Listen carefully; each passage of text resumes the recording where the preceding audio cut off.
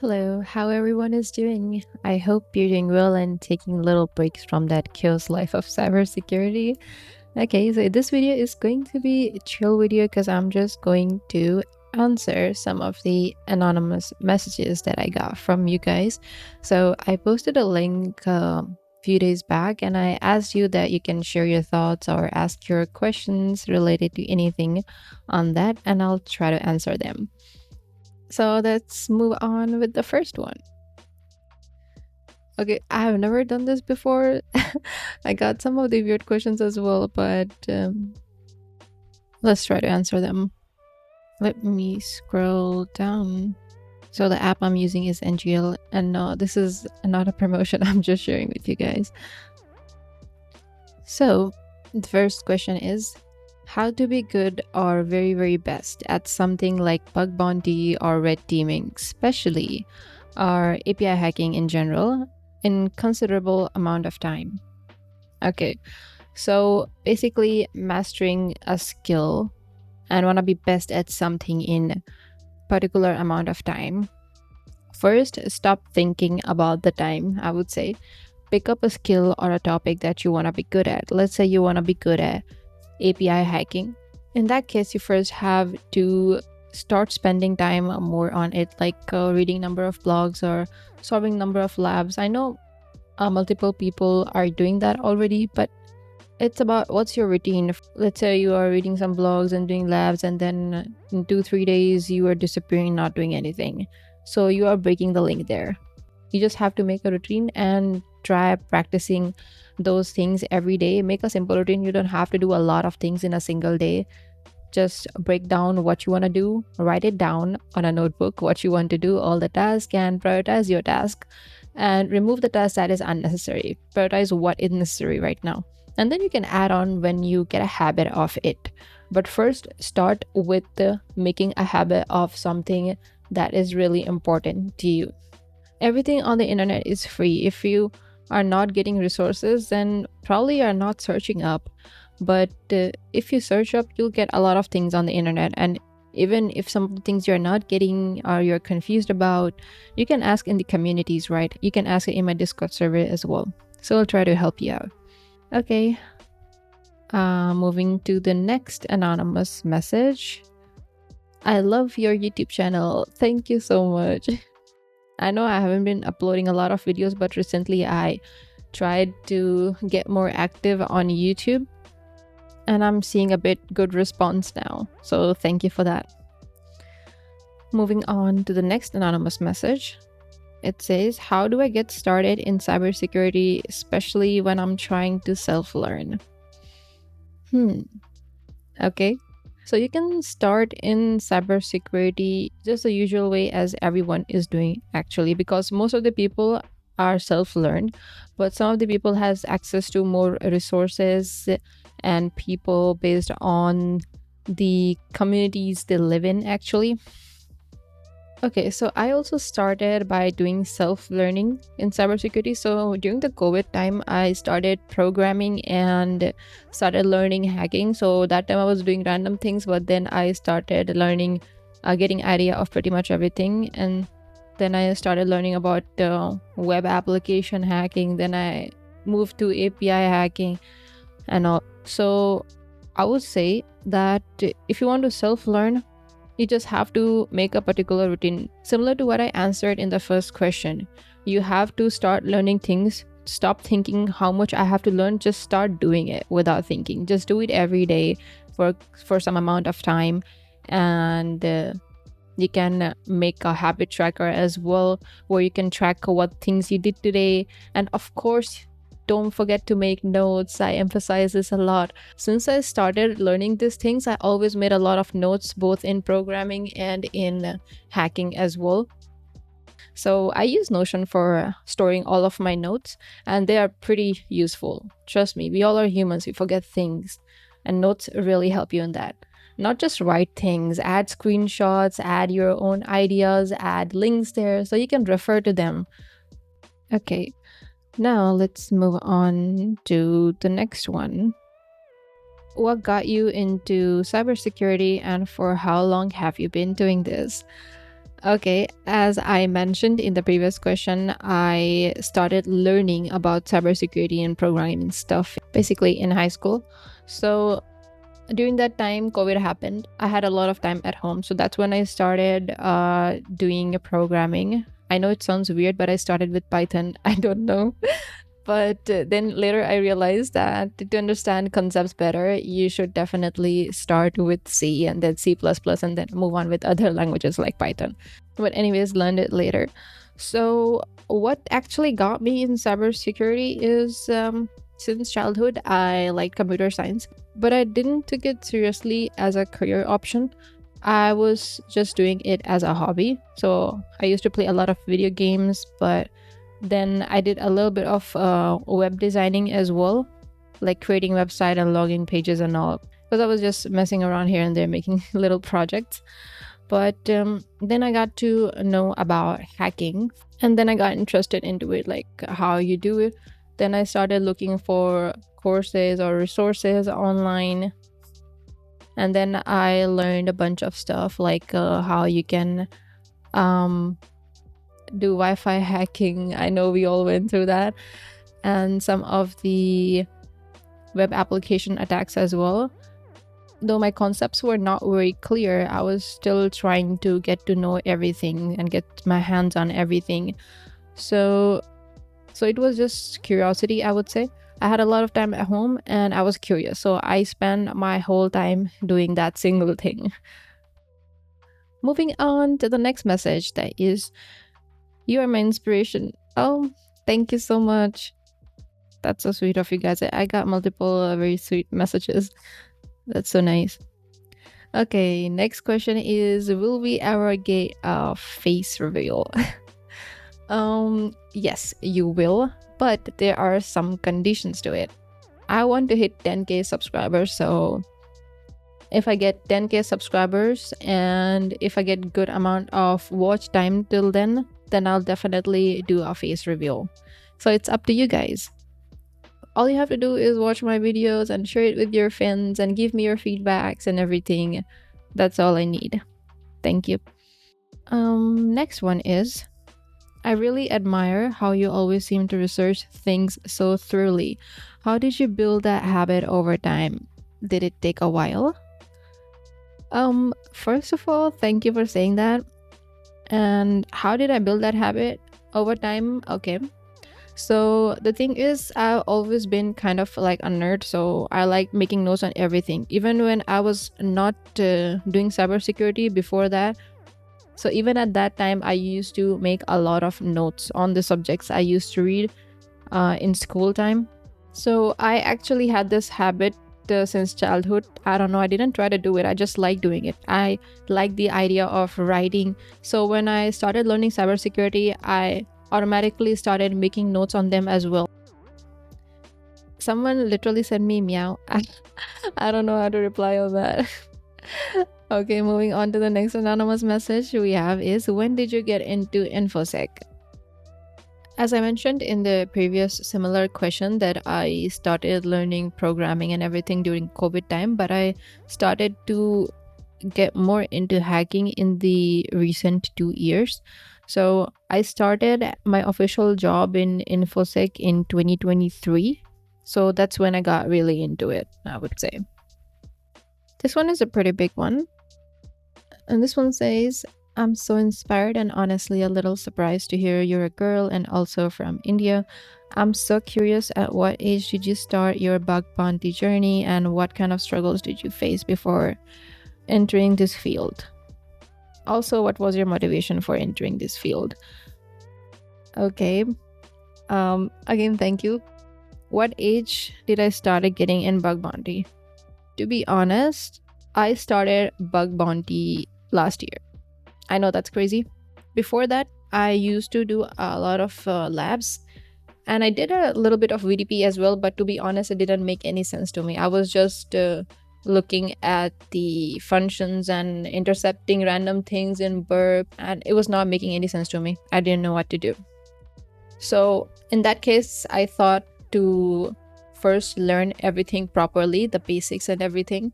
So I started like 8 months or 7 months ago last year. It was around September. Yeah. And that's when I got my first bounty. And I also uploaded about this so some of you guys know. So after that, I've been a little active in bug bounty, and then I reported some more bugs as well, which I haven't disclosed. So yeah, it's not too much time yet, and I'm looking forward to again do it. I actually took a break again because I'm trying to be more active for my YouTube, and that's why I'm taking a little break. Hopefully, I'll start again. And the question contained also, what kind of struggles did you face before entering this field? Kind of struggles. I didn't think much about struggles, to be honest, but sometimes I did think later when I started into it. Because honestly, I didn't had any friend or connections, so that is one of the struggle I would count, and I didn't had anyone to guide me. So it was me on my own and trying to figuring things out using a random pathway or roadmap, you can say. And I wasn't even sure, it was just curiosity, and I was just spending my time into it. But right now it's a bit better. But after I got my first job as a content writer in cybersecurity, I got a few more connections and a few more friends, so now it's much better. I've really been an introvert most of my life. Even right now, I don't have a lot of friends, actually. The next one is, you're really attractive. Where did you see me? I guess you saw me either on my LinkedIn or on my Instagram. Well, I'm not using Instagram lately. I deleted the app because it was rotting my brain, so it's been a few weeks I haven't used Instagram, and it's private. But some of the requests I got, I think from my subscribers, I did accepted them. But yeah, I'm not really active right now. Moving on to the next anonymous message. I love your YouTube videos a lot. Amazing resources. Keep it up. Thank you so much. It means a lot. Next question is, how many bugs have you found and got paid for? Could you share your HackerOne or BugCorp profile? I actually did share my HackerOne profile on X in one of the posts, so you can look into it if you want. But I'm not going to disclose all of the bugs that I found because these programs are not public. Another anonymous message is, would you go out for coffee plus web/API hacking date? I actually don't feel to go out right now. I want to stay at home. Moving on to the next anonymous message. Hi, can you tell one thing that do you hunt for SSRF? And if you do, then for filter bypass, what do you do mostly use? DNS binding or any other stuff? Let me know. Okay, so I don't usually hunt for SSRF actively, but when I come across features that look suspicious, like URL fetchers, image previews, or anything that takes in a link, I do check for it sometimes. So when it comes to bypassing filters, I usually try simple tricks like using weird IP formats. We know there are different formats of the localhost, so you can try all of that. And you can also do URL encoded slashes. Obviously, you can refer a word list for that. You'll easily find it on the internet. But if it's still getting blocked, I look for open redirects on trusted domains and chain those to hit internal IPs if possible. And yeah, if the target is filtering based on host names or domains, DNS rebinding is something you can try on, but it takes a little more setup, but it's effective, especially for cloud metadata access. Well, I did created one video on SSRF as well in API, but the concept remains the same. You can check that out. I'll provide the link in the description. Okay, let's move on to the next question. Are you a student? If yes, do you have some tips on how to split your time for classes and bug bounty and cybersecurity research overall? Yes, I'm a student. I'm not graduated yet, but I will be in a few months. So you want some tips from me on how to split time for classes and bug bounty. I don't know which course you are doing, but if it is related to computer science, then it is already good. It is helping you out. But in the side hustle, you're gonna do bug bounty. So you have to find a particular time where you feel like your brain is most active.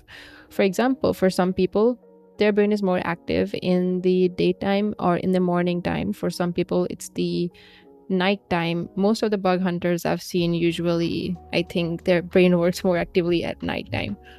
For me, it's usually from evening to night. So when you find that particular time, start picking a target. If you're a beginner, you can pick a target from non-platform, but if you want to choose from platform, it's okay. But in that case, choose a target that has a lot of scope. Because if you're a beginner and you're choosing a target with less scope, and if you don't find anything, then it will demotivate you. So choose a scope that have a lot of targets and stuff in scope. If you have other things to do as well, you can set a particular time, like to do hunting for 2 or 3 hours in a day. Even if you're not getting anything, just keeping the approach for this particular time. So set it. So just set the time and perform the approaching and whatever learning you do, but keep it to 2-3 hours that you set. This is how you can try managing time. I would also say reward yourself. You don't have to go all out. After doing a lot of things in a day, reward yourself, like by watching a movie or watching your favorite series or playing games. So you can try this out and let me know your thoughts on it. Would we ever get a bug bounty and API hacking guide for beginners video? My whole channel is filled with that, both for beginner and for intermediate people. But if you're still confused, let me tell you, you can go to my channel and then you can go to one of the playlists that says API Pen Testing CR API.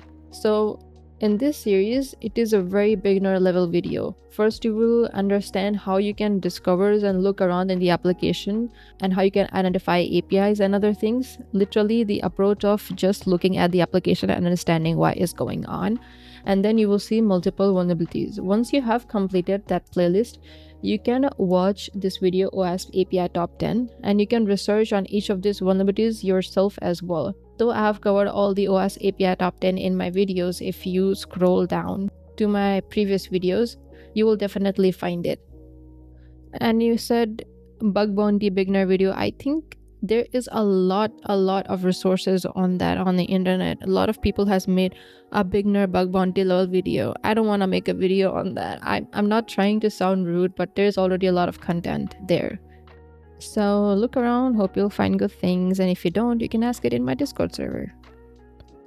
Moving on to the next anonymous message. All of Recon videos on YouTube or any other platform is the same. I can't develop my methodology, so I need a new Recon methods. This is my meth, by the way. Okay, so this person has provided a link. Let me check that out. Okay, so this is the Reconnaissance methodology, and he shared me this in his anonymous message. So these are the initial gathering information. Okay. Nice. There's a lot of stuff you have added here, it seems. And then you have the reconnaissance steps like subdomain enumeration. That's nice. You're checking for subdomain takeovers as well. A lot of people miss that often. Here we have some GraphQL stuff as well. The notes you have made is pretty good though, all of the commands that you have mentioned. That's crazy. But tell me, have this actually helped you? I mean, this is pretty good, but seems like you have spent a lot of time in perfecting your methodology. Because sometimes I've seen people, what they do is they spend a lot of time making the methodology and trying to come up with some perfect pathway, try to follow that, and they just keep on running a lot of commands, and then they wonder why they're not finding bugs. Honest opinion, you're not gonna find bugs by running a bunch of commands. This is pretty good and you can definitely take a reference from this time to time. But since you mentioned in the message that all of the methodologies look same, well, of course, it's pretty much going to look same if you are approaching it in a way that you mentioned here. Like, okay, first find all the targets, then get all their subdomains, then move it through HTTPX. I mean, this is the thing which you usually do. There is nothing wrong in there. You do have to find live subdomains, but when you find live subdomains, instead of running more commands on that and trying to automate such things and just sitting around, you can just manually try to open those live subdomains and move in those features. Try using Burp Suite more, I would say, because honestly, the bugs I found recently, I didn't find it using tools. I found it using Burp Suite only. I was looking around in the application, just looking all the requests and responses, and that's how I find those bugs. You don't have to run all of these commands, honestly. This will help you, but manual approach is so much important here. Still though, I'm kind of a bit impressed with how comprehensive and these notes are. Anyone who wants this can get it from the comment section. I'll mention it. Moving on to the next message. If you ever need anything, you can count on me. I don't know who is that, but thank you. Again, I have another same question, how to choose a target to start bug bounty. Also, in this video, I haven't mentioned repeated questions. Don't think I ignored your message or something, but I didn't answer repeated questions and questions that are too weird. Okay guys, I think that's pretty much it. Thank you for sending me your thoughts and your questions. I loved answering them, and I hope you enjoyed this video as well. Don't forget to like and subscribe, and I'll see you in the next one. See ya.